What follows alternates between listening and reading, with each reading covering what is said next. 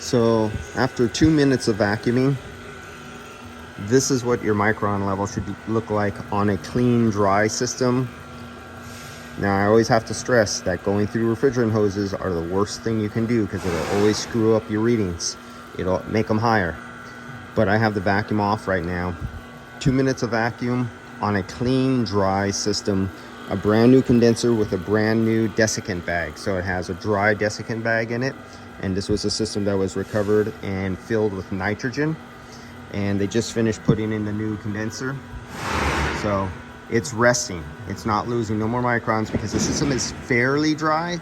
Now for commercial or for residential refrigeration, this would be bad, really bad.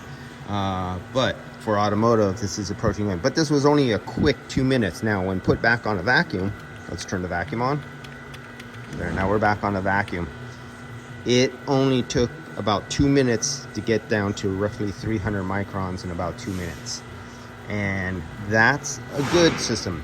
Now, you guys don't have experience on micron gauges, but they can teach you a lot once you learn them. It's the learning curve that for some people it's really difficult.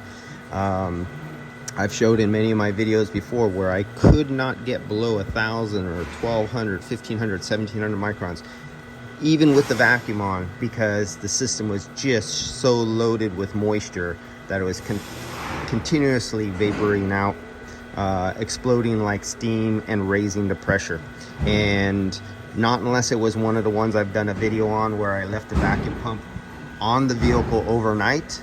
After like 12 hours, 18 hours or so, you would see the vacuum start going down and then steadiling out under 500 microns because the system was just so contaminated.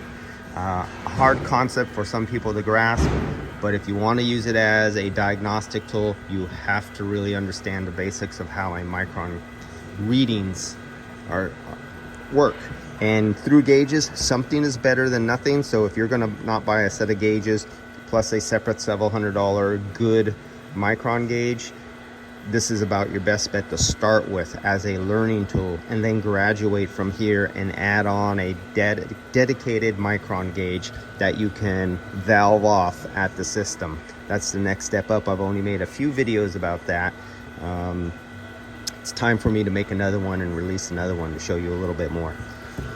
All right, that's it on that one, and I'm going off to lunch.